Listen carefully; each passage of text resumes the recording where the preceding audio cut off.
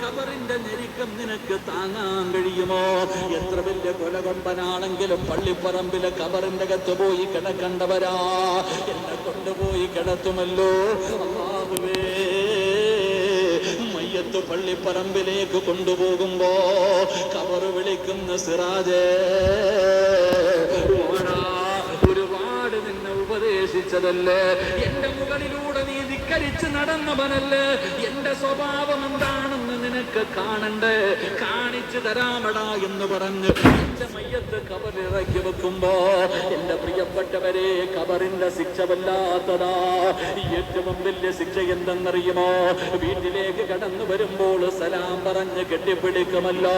വീട്ടിലേക്ക് ഒരു അതിഥി കടന്നു വരുമ്പോ അവിടെ നിന്ന് സലാം പറഞ്ഞ് മുസാഫഹത്ത് ചെയ്ത് കെട്ടിപ്പിടിച്ച് വീട്ടിലേക്ക് കയറ്റുമല്ലോ. ഇതുപോലെ ഖബറിനൊരു സ്വഭാവമുണ്ട് മുസ്ലിമേ. ആരെ കൊണ്ടുവച്ചാൽ ഖബർ കെട്ടിപ്പിടിക്കുകയാണ്. ആരെ കൊണ്ടുവച്ചാൽ ഒരുത്തനും രക്ഷപ്പെടില്ല. ഈ ലോകത്ത് ഒരാളും രക്ഷപ്പെട്ടിട്ടില്ല. അല്ലാഹുവിന്റെ പ്രവാചകനാണ് പറഞ്ഞത്, ലോകത്ത്